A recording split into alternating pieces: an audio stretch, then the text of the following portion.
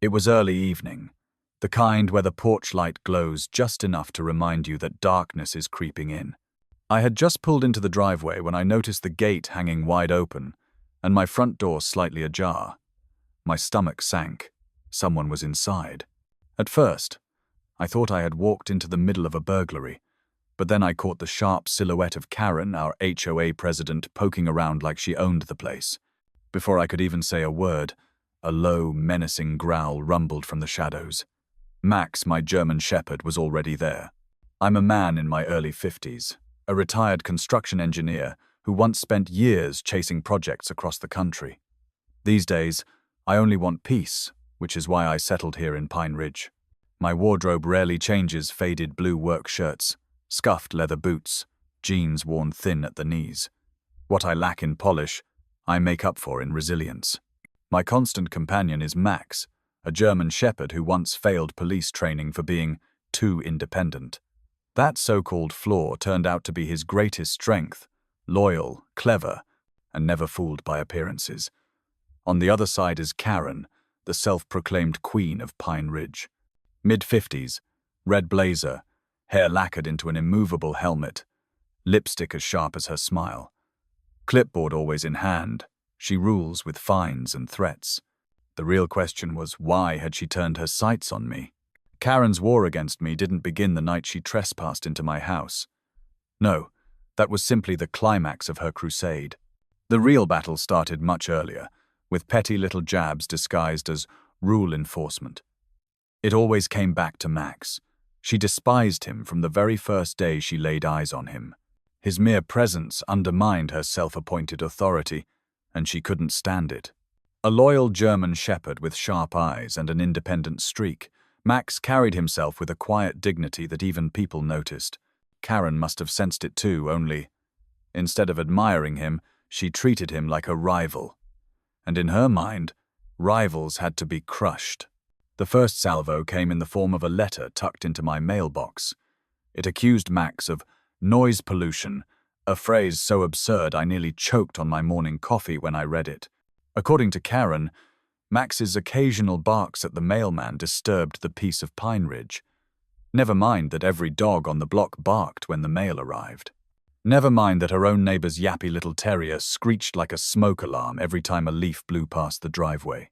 No, Max was the offender. And by extension, I was the negligent owner. I crumpled the letter, laughed, and tossed it onto the kitchen counter. But as I would soon learn, Karen didn't laugh at all. The next week, another notice appeared, this time accusing me of mailbox non-compliance. Non-compliance, as it turned out, meant the post holding up my mailbox was half an inch taller than the regulation height. Half an inch. I actually measured it twice, just to be sure she wasn't hallucinating. She wasn't. It was exactly half an inch over. The fact that she'd gone out of her way with a tape measure to discover this told me everything I needed to know. This wasn't about rules. This was personal. Still, I took the notice, filed it away in a folder in my desk, and said nothing. Let her think she had scored a victory. Let her believe she had the upper hand. The truth was, I was beginning to prepare. Karen didn't stop there. One evening, she showed up at my door in her red blazer, clipboard tucked under her arm, heels clicking against the pavement, like she was marching into battle. Max stood beside me as I opened the door, tail wagging slightly, but his eyes never left her. She pointed toward my porch light, as though she were accusing me of murder. That bulb, she said sharply, is not the approved shade of warm white. I blinked at her. Karen, it's a light bulb. It turns on. It turns off. That's all it needs to do. She scribbled something down, lips curling into a victorious smirk, then spun on her heels and marched away. I swear Max rolled his eyes as she left. If it had just been about fines and nitpicking, maybe I could have ignored her. But Karen thrived on spectacle. At the next HOA meeting, in front of 36 neighbors crammed into folding chairs under flickering fluorescent lights, she made her move. Some residents, she said in a voice dripping with authority, believe they are above the rules that bind the rest of us. Some residents are unfit for civilized community life. Her eyes landed squarely on me as whispers rippled across the room. I sat in the back row, arms folded, Max lying quietly at my feet just outside the door. I didn't rise to the bait, but my blood boiled. Civilized community life. This was a woman who peeked through people's windows and measured their shrubs at dawn. Her smear campaign worked better than I expected. Neighbors who once greeted me with waves and smiles now avoided eye contact. Kids who used to run up and pet Max now crossed the street when they saw us coming. Rumors spread. Max was dangerous. I was careless. Our home was a threat to the neighborhood. It stung more than I cared to admit. I could handle being painted as a cranky loner, but watching Max, the most loyal companion I'd ever had, be cast as some kind of monster, that cut deep. Her obsession with controlling me grew stranger by the week. More than once, I caught her lurking around my property with her phone out, snapping pictures of my yard. One Saturday morning, I looked out the window to see her crouched by my shrubs with a tape measure. I stepped outside, leaning casually against the porch railing. "Need me to grab you a ruler, Karen? Maybe a magnifying glass?"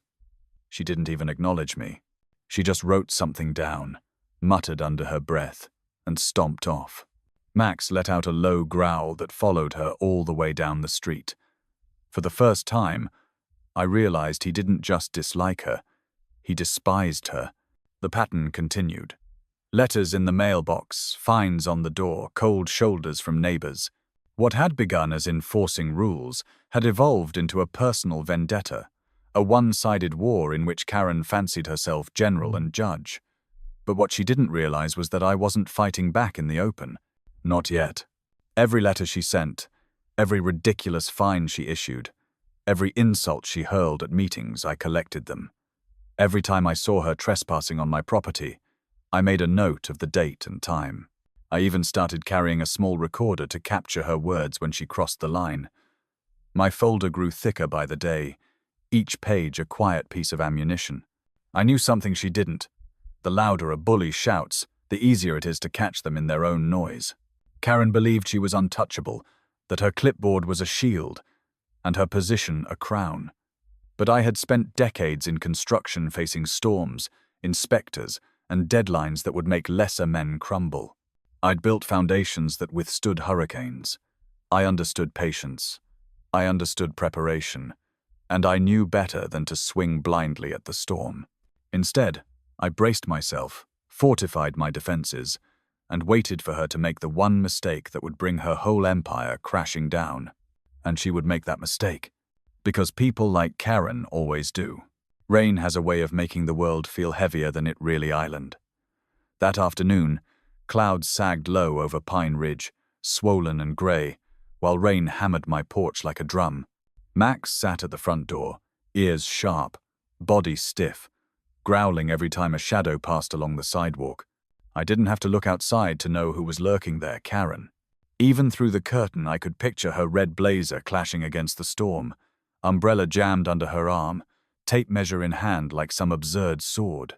To most people, it would have looked ridiculous. To me, it was proof that her obsession had reached new heights. I let the curtain drop and walked back to my desk. The drawer groaned as I slid it open, revealing the thick folder I had built over the past year. Inside were months of letters, fines, photos, recordings, Karen's entire war catalogued page by page. I had shown it all to Dennis, an old friend and retired lawyer. When he flipped through the stack, his bushy eyebrows climbed higher with every page. "You've been busy," he said. "Busy enough to hang her with her own rope. If she doesn't quit, you could take her down completely." I leaned back in my chair, feeling Max settle by my feet. "Oh, she won't quit," I told him. "That's the one thing I can count on." And I was right. The very next week, another notice landed in my mailbox. This one accused me of operating a commercial security business out of my home. It took me a full minute of staring before I understood what she meant. She was talking about Max. According to Karen, his discipline and behavior suggested I was running an unlicensed guard dog service. I actually laughed out loud, the sound bouncing off my kitchen walls. "Hear that, Max? You've been promoted," I joked, scratching behind his ears. He tilted his head, eyes full of loyalty. The notice went straight into my folder, filed neatly with the rest of her nonsense. With every accusation, she wasn't weakening me, she was strengthening my case. What Karen didn't realize was that people were starting to notice her behavior. Mr. Harris, the elderly widower who lived down the street, knocked on my door one evening. He stood dripping in his raincoat, hat soaked through, and spoke quietly. "Son, you're not the first. Years ago, she fined me for leaving my American flag out overnight. Doubled the fines until I gave up." His eyes were tired, but steady. "I kept the papers. If you need them, they're yours." He handed me a bundle of yellowed notices, worn at the edges but still legible. I felt something shift inside me as I took them. "Thank you, Mr. Harris," I said, meaning every word. "You have no idea how much this helps."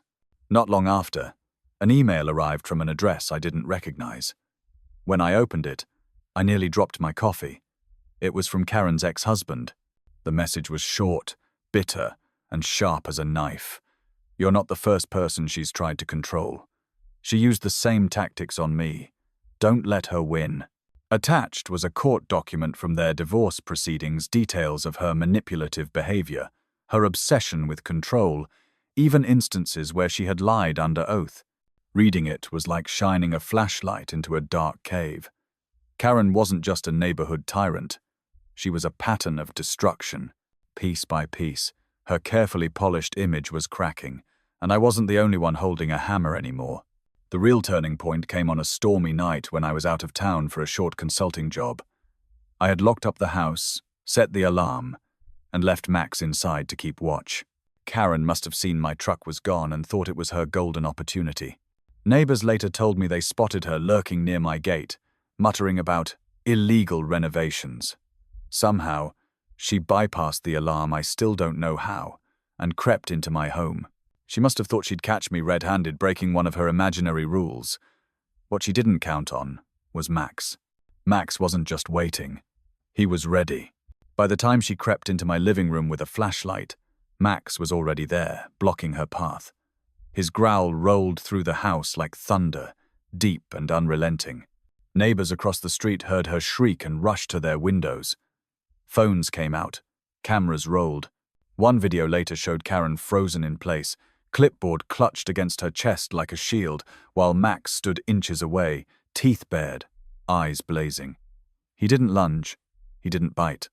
He simply held her there, a silent wall of fur and muscle, the perfect enforcer. When I returned home hours later, the sight was almost surreal. Karen stood in the corner, drenched from the storm, makeup streaked down her face, hair plastered against her head. Max sat calmly a few feet away, watching her like a sentry. The front door gaped wide, and half a dozen neighbors crowded on my porch, recording everything. I stepped inside slowly, set down my bag and let the silence stretch. Finally, I said, "Well, this is awkward. Call the police. Let's see who they arrest me, the homeowner or you, the trespasser." Her face drained of color. For once, she had no words. The clipboard that had once been her weapon now dangled uselessly at her side. When the police arrived, the truth was impossible to deny. They watched the videos, looked at my folder of evidence, listened to Karen's frantic excuses. They didn't cuff her on the spot, but they made it clear she was in deep trouble: trespassing, harassment, abuse of authority. Even the officers, usually poker-faced, exchanged glances that said this lady has gone way too far. For Karen, it was the first real crack in her armor. For me, it was confirmation that the tide had finally turned. That night, after everyone left, I sat in the quiet of my living room. Max rested his head on my knee, eyes still alert, as if he knew the fight wasn't over yet. I thought back to all the months of humiliation, the whispers, the ridiculous fines, the nights I'd lain awake wondering if moving had been a mistake. And I realized something. This was bigger than me now. Karen hadn't just tried to control me, she'd terrorized an entire community. Every neighbor she bullied, every family she intimidated, every person she silenced, had been waiting for someone to stand up. I wasn't just a retired engineer anymore. I was the man holding the line, and I wasn't holding it alone. Karen thought she could rule Pine Ridge with fear and paperwork. She forgot one truth that even the storm outside seemed to whisper that night. Real authority comes from respect, not control. And she was about to learn that lesson in the harshest way possible. A week later, the community hall of Pine Ridge buzzed like a hornet's nest. Rows of hard plastic chairs lined the room, each one occupied by a neighbor who, for once, wasn't just there to gossip about lawn decorations. Fluorescent lights flickered overhead, casting everyone in an unflattering shade of pale yellow. At the front stood the long table where the HOA board usually sat, though tonight it looked less like a governing body and more like a firing squad awaiting its target. Karen perched in her usual spot at the center, clipboard in front of her like a shield. Her smile was painted on, but her hands gripped the pen so tightly her knuckles gleamed white. I walked in with Max at my side and the folder under my arm. Conversations hushed. A few neighbors nodded to me, tentative but hopeful, as though waiting to see if I could pull off what everyone secretly wanted.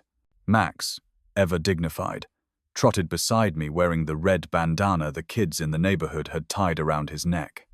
He looked more official than the entire HOA board combined. Karen cleared her throat as I approached the front. "You're late," she said, voice sharp. "No," I replied, setting the thick folder onto the table with a heavy thud. "I'm right on time." I opened the folder, slid out the first stack of papers, and began laying them in neat piles. Fines, notices, letters dripping with accusations, each one stamped with her handwriting, her signature, her red marker slashes. The neighbors leaned forward, whispers spreading like wildfire. Karen shifted in her chair, lips pressed thin. "Ladies and gentlemen," I said, turning to the room, "we're here tonight not to discuss landscaping or mailbox heights. We're here to talk about abuse of power." I flipped open my laptop and connected it to the projector. The screen flickered, and then the video played the footage of Karen inside my home, dripping wet, flashlight in hand, frozen in terror as Max held her at bay. Gasps erupted across the room. Someone laughed nervously. Another person muttered, "Unbelievable." Karen shot to her feet. "That's not what it looks like." "Oh, it looks exactly like what it is," I replied calmly. "Trespassing, harassment, an HOA president breaking into a private residence to dig up dirt that doesn't exist." The murmurs grew louder. Several neighbors stood one by one to share their own stories. A young mother with 2 kids spoke first. "She fined us for letting our children's bicycles lean against the garage. Said it disrupted neighborhood harmony." Her voice trembled, but her eyes burned with anger. Mr. Harris followed, holding up his stack of yellowed notices. "She tried to shame me for flying the American flag, doubled my fines until I couldn't fight back anymore, and I let her. I regret that now." A man in the back raised his hand. "She threatened me with eviction because my truck was parked in the driveway for more than 2 nights. Said I was lowering property values. That truck belonged to my son, who was home from overseas deployment." Every story hit like another nail in the coffin. Karen's painted smile cracked, her voice shrill as she tried to interrupt. "These are isolated incidents, taken out of context." But no one was listening to her anymore. Then the police officer, the same one who had responded the night of her trespass, stepped forward. His uniform gleamed under the harsh lights as he addressed the room. "The HOA has no legal authority to enter private homes. What she did was a criminal act of trespassing, plain and simple. And, given the evidence, charges are being considered." Applause exploded through the hall. Not polite clapping, full, thunderous applause that rattled the folding chairs and echoed off the cinder block walls. Karen went pale. Her pen slipped from her fingers and clattered onto the table. I waited for the noise to die down before speaking again. Real safety doesn't come from fear. It doesn't come from fines, or clipboards, or neighbors spying on each other. Real safety comes from respect and from law. And tonight, Pine Ridge has a choice. Continue living under fear, or reclaim this neighborhood for ourselves. A voice called out from the crowd, "Vote her out." Others quickly echoed, "Vote, vote." The HOA board members exchanged uneasy glances. They had relied on Karen's iron grip for so long they barely knew how to function without her. But with the entire neighborhood glaring at them, they finally relented. A vote was held on the spot. Ballots passed around on scrap paper torn from notepads. Max lay calmly at my feet the whole time, tail thumping occasionally against the floor, as if he knew the outcome already. When the votes were counted, the result was unanimous. Karen was stripped of her title, her authority, and her last shred of credibility. She sat frozen, mouth opening and closing like a fish gasping for air, but no one offered her comfort. No one defended her. Not a single neighbor stood by her side. The officer leaned toward her. "Ma'am, you'll be hearing from us soon. In the meantime, I suggest you stay off other people's property." She tried to muster one final retort, but the words came out thin and broken. "You'll regret this," she whispered. It sounded less like a threat and more like a plea. I gathered my folder, closed it with a decisive snap, and turned to the neighbors. "We won't regret it, because from tonight on, this neighborhood belongs to all of us, not to one woman with a clipboard." The room erupted again, this time not with anger but with relief. People clapped, laughed, even hugged. Some of the kids rushed over to pet Max, who accepted their affection with calm dignity, as though he had been waiting for this recognition all along. For the first time in months, the air in Pine Ridge felt lighter, freer. As the meeting adjourned, Karen slunk out the back door, her heels clicking hollowly against the tile. She looked smaller than I had ever seen her, like a balloon that had finally lost its air. Nobody followed. Nobody called her name. I stayed a little longer, talking with neighbors I hadn't spoken to in months. They asked questions, thanked me, shared stories they had been too afraid to voice before. One woman shook my hand firmly. "You gave us our neighborhood back," she said. I smiled, glancing at Max. "No," I replied. "He did." That night, as I walked home under the streetlights, Max trotted beside me, ears perked, tail swaying. The rain had stopped, and the air smelled clean, fresh, almost new. Pine Ridge was no longer under Karen's rule. Justice had been served not by courts alone, but by a community that had finally found its voice. And I knew, deep down, this was only the beginning of a better chapter for all of us. When Karen finally vanished from Pine Ridge, it was as if a storm cloud that had hung over our neighborhood for years had blown away overnight. The silence she left behind was not empty but refreshing, like the first breath of air after thunder. For the first time since moving here, I could walk Max down the street without catching whispers, judgmental stares, or the sting of another notice taped to my door. Instead, people waved. Some stopped to pet Max, even those who once avoided him as though he were a beast. The same neighbors who had looked through me now greeted me by name. It was strange at first, almost surreal, but eventually I realized this was how life in Pine Ridge should have always felt. Karen's downfall didn't just remove her. It shifted the entire foundation of the community. Without her constant surveillance, people began to reclaim little joys. The Johnson kids played basketball in their driveway past sundown, their laughter echoing without fear of a clipboard descending. Mr. and Mrs. Ramirez left their porch swing out all week, daring anyone to call it non-compliant. The sound of music and barbecues returned, where once there had been nothing but tense quiet. Pine Ridge, for the first time, breathed freely. Her house didn't stay empty long. Within weeks, a young couple moved in bright-eyed, with a baby on the way. I watched them plant flowers in the front yard, smiling at each other with the kind of optimism only people untouched by HOA politics could carry. They never once mentioned Karen's name. It was almost as though the neighborhood had agreed to bury her memory, a chapter closed, best forgotten. Yet traces of her remained, like faint scars after a wound heals, reminders of what happens when power goes unchecked. The HOA itself changed in ways I hadn't thought possible. Without Karen barking orders, meetings transformed.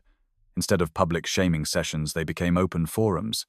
Neighbors debated how funds should be spent, not how high mailboxes should stand. For the first time, actual improvements happened. The potholes that had rattled our cars for years were filled. The playground, once rusty and sad, gleamed with new swings and slides. Even the cracked tennis court was resurfaced, its white lines sharp and clean. Where Karen had spent money on petty enforcement, the new board invested in community, and people noticed. Block parties became the highlight of these changes. The first was modest burgers on a grill, folding tables set up in a cul-de-sac. But word spread, and soon, the events grew into full-blown celebrations. Children darted between bounce houses, neighbors shared homemade dishes, music pulsed through speakers borrowed from someone's garage. Max was always the star.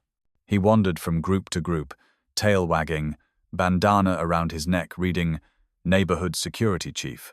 Kids squealed with delight as they braided ribbons into his fur, and even adults crouched down to scratch behind his ears. Max took it all with a quiet dignity, as though he knew he had earned their respect. I became something of a reluctant figurehead myself. People stopped me on the street to thank me for standing up to Karen, for collecting the evidence that finally toppled her. Some even asked me to run for HOA president. I declined each time, shaking my head with a smile. I didn't fight Karen just to take her seat, I'd say. I fought her so none of us would need someone like her again. My peace wasn't in leading, it was in living, quietly, with Max at my side. One afternoon, Mr. Harris came by carrying a plate of cookies his granddaughter had baked. He settled into the chair next to mine on the porch, sighing contentedly. "You know," he said, "I used to think about moving away. Karen made me feel like this place wasn't mine anymore. But now it feels like home again." He took a bite of a cookie, crumbs scattering down his shirt. "And you, son, you gave that back to all of us." I looked at Max, who was sprawled lazily at my feet, and smiled. "No," I said. "He did." Mr. Harris chuckled, scratching Max's head. "Well then, I suppose we all owe him a steak dinner." Life in Pine Ridge settled into a rhythm I had longed for. Peaceful mornings with coffee on the porch, evening walks under streetlights, where neighbors waved instead of whispering, community meetings that ended with laughter instead of resentment. It wasn't perfect, no place ever is, but it was real, authentic, free of fear, and that was enough. Every so often, I thought of Karen, where she went, what she was doing, whether she had found another neighborhood to torment. Maybe she had, maybe she hadn't, but here in Pine Ridge, she was gone for good. Her reign ended not with triumph, but with humiliation, and her legacy was a warning. Power abused is power lost. I didn't hate her, not anymore. Pity, maybe that a woman who could have used her position to build something good chose instead to tear people down. But pity didn't change facts. She faced consequences, the same as anyone who crosses too many lines. And that was justice. One evening, weeks after her departure, I found myself reflecting on everything while sitting on the porch. The sun was setting, streaking the sky with pink and gold. Max lay beside me, chin on his paws, eyes half closed in contentment. I reached down to scratch behind his ears and felt an overwhelming sense of gratitude. He had been my shield, my witness, my quiet partner through it all. Where others had wavered, he had stood steady. People once called him dangerous, but in truth he was the most reliable judge of character in Pine Ridge. He had never trusted Karen, and he had been right all along. Looking out at the street, I saw kids chasing fireflies, couples strolling hand in hand, neighbors chatting over fences. This was the legacy I wanted. Not my folder of evidence, not the story of a feud, but the living, breathing reality of a community free to be itself. Karen once believed she was the law here, but Pine Ridge had learned a greater truth. Real law is fairness, real order is respect, and real safety is found in loyalty in friends, in neighbors, and yes, even in a dog's steady gaze. I raised my glass of iced tea in a quiet toast to the fading light. "To peace," I murmured. Max's tail thumped against the porch, as if seconding the motion. For the first time in a long time, I knew it would last.